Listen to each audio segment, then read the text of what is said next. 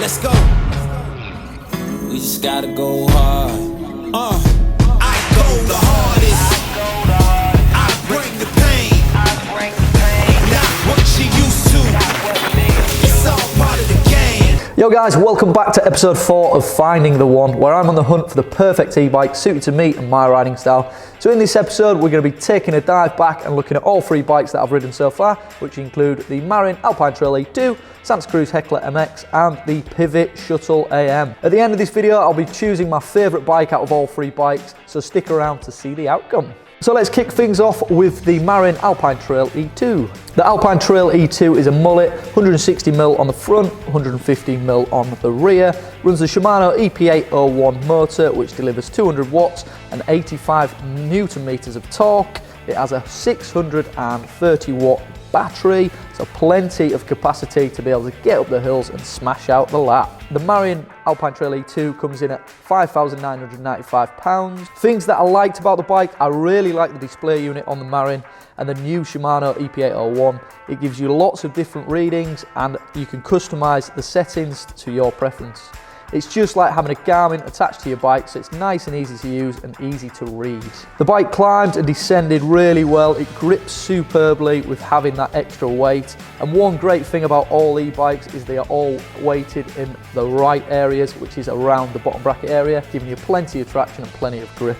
I was really impressed with the cornering and handling of the bike. It was really nice having that smaller wheel on the back so you can place the bike where you need to, and it just naturally carries that front wheel around and you can place that bike in and out of tight turns quite easily. I ran a medium as well, so that made it a lot more playful and it felt like it was a lot more manoeuvrable than the bigger bikes, so that was really nice. Comfortable seat position on the climbs with a fairly steep seat angle, yet slack on the descents when you need to get that weight back for riding the steep downs. I really like Shimano motors. I think they're one of the best in terms of that pedal speed, especially when you reach that 15 mph capacity where the motor cuts off and doesn't give you that assist. You can easily push over the motor and push beyond 15 mph. One thing that I found personally with Shimano motors is they can soon get away from you, so the bike can soon escape you. For example, when you've got the bike in boost and you're in the boost setting, when you freewheel into a corner, the motor's still engaging you, which pushes you sharp round the turn, meaning you have to brake into the corner, you're not going to get the grip, or you're going to mess up your line and run wide on the corner, which is soon easily fixed by altering the settings on the Shimano app and bringing the torque assist down a little bit, or you can control the settings on your handlebars. So this can be easily fixed. It's just one pointer that I would say, if you're getting on a bike, charging the first descent in boost mode, just be careful because it can soon get away from you. So things I necessarily didn't like about the bike, it is an aluminium bike and it does come with that extra weight factor. I had the most upper body workout on that bike than I did out of all 3 bikes. Also, in my opinion, I think carbon bikes roll a lot better and carry the speed, taking a lot of the vibration out of the bike, and so you don't feel that through the handlebars and through the trail. Aluminium bikes have more of a dense feel and they come to a stop faster, especially when you're freewheeling over the rough stuff. I found this more on the mellow trails, whereas if there's elevation and it's fairly steep, then the Marin does exactly the same as the other bikes did and it carries its speed really well. But also, as it's an e-bike, you can soon kick on the cranks and get up to speed easily, so that's a benefit. Putting this small factor aside, the Marin Alpine Trail E2 is a fantastic bike. I had such a great ride on it, and in my opinion, I think it's the best value bike out of the 3 bikes. It's the cheapest out of the bikes and you get a lot for your money. So if your budget is around that price, then definitely the Alpine Trail E2 is the way to go. I had such a great ride on the bike and I thoroughly enjoyed that bike. So next up, we've got the Cruz Heckler MX. So one thing that is very appealing to Cruz as a brand is their lifetime warranty on the frame and frame bearings, meaning if you have any issues with the frame, that will be covered under warranty and you will also get free bearings for the frame linkage if you're an original owner. So that gives you lots of confidence in the bike and the brand. The Heckler is a very similar bike to the Marin Alpine Trail E2 in terms of suspension and size of the wheels.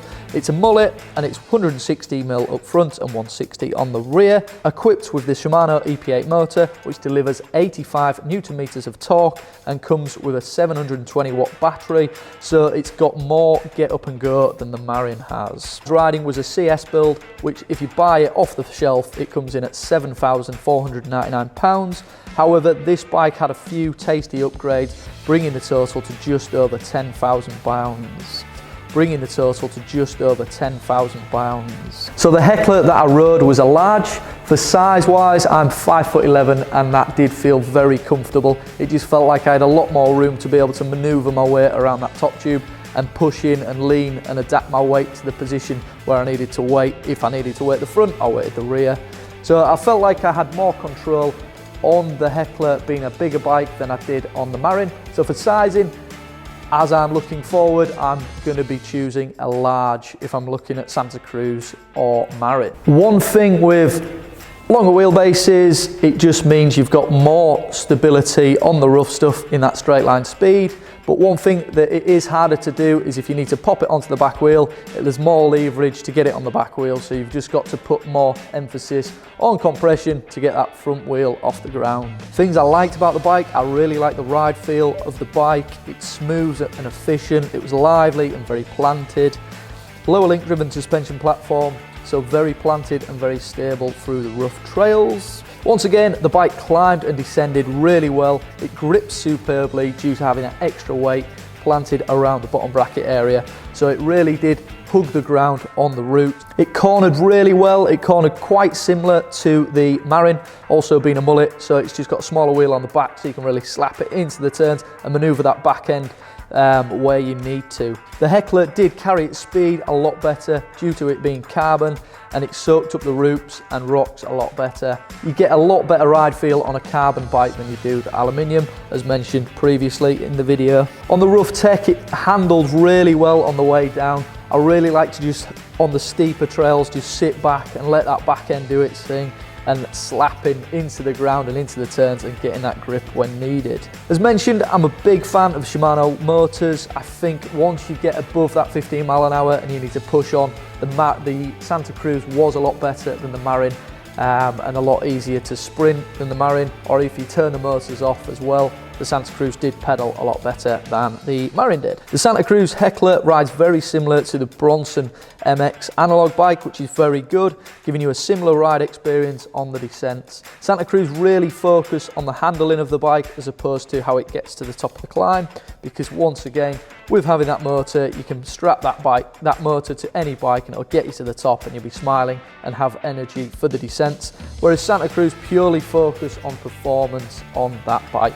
So the Heckler climbed well, descended really well, it cornered well, it jumped, it felt planted in the air. I really did have a lot of fun on that bike. Things that I didn't like about the bike, the weight factor was once again one of them. The Heckler is carbon and it's a lot lighter than the Marin, but on the downsides of having that bigger battery, it just means it comes with that extra weight. But with the new release of the Heckler SL, this may just change the game completely. I'm very, very excited to get a leg over the bike, which is coming in future videos. And finally, we have the Pivot Shuttle AM. So the Pivot is a full 29er, 160mm up front and 148 on the rear. A Bosch motor providing 85 Newton meters of torque and a 750 watt battery. So the same as the Heckler in terms of power output. The spec that I rode was a 29er Pro, which was £12,700. So one of the most expensive bikes out of the three bikes, but did this show on the ride feel. The Pivot was a first for me. I've never ridden that linkage before in anger, so it was very nice to get out and very, very exciting indeed. Also a first trying out the Bosch motor.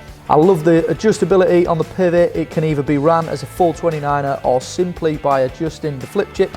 Upper mount, you can run the 27.5-inch wheel on the rear, turning the bike into a mullet. The Pivot delivered in terms of ride feel. It was smooth and the power delivery felt very good.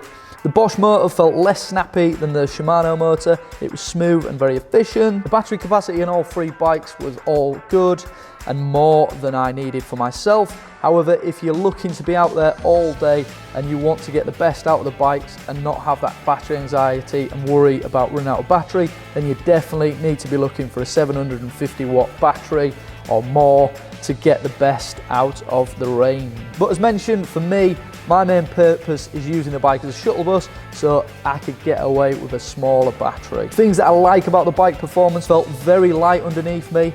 It was in fact one of the lightest bikes out of all three models. It had a very comfortable and supportive ride feel and lots of room to maneuver around the bike. The bike that I rode was a large, so sizing felt perfect. It handled very, very good. So easy to pop on the back wheel and pop over roots. It just handled like a normal bike. The motor did, however, feel twitchy in comparison to the Shimano. I'd describe it more like riding a two-stroke motorbike, but it was also very good if you needed to get that quick burst of power. So for a full 29er bike, I was a little bit concerned before jumping on that bike after falling in love with the mullets and deciding that I wanted a mullet bike. However, this bike really did sway my mind away from just the mullet version and looking at that 29er option.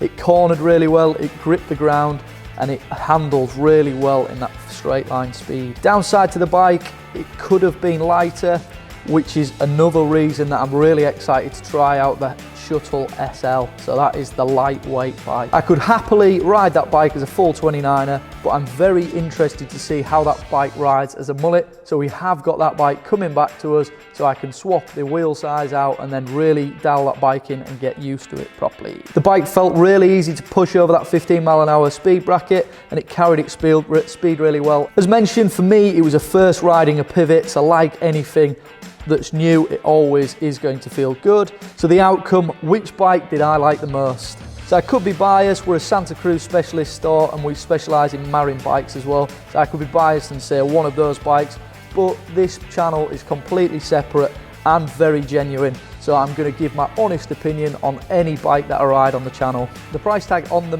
Pivot was up there, but the ride experience definitely backed it up and did not disappoint. So for that reason, the Pivot Shuttle AM was the winner. But we're not stopping there. We've got a long list of bikes that I want to try out. So we're going to keep on the search of finding the one. We're going to try out some lightweight e-bikes and add them to the channel. And we've also got some new and exciting brands coming. So that's going to be really exciting. So that brings episode 4 of Finding the One to a close. I hope you've enjoyed these videos and these series so far. We've got a lot more bikes to add to this channel, and I'm really excited to share what we have in store with you guys. So make sure you hit that subscribe button, turn on your notifications, and we'll see you in the next one. Cheers for watching, guys. Take it easy. I just gotta go hard.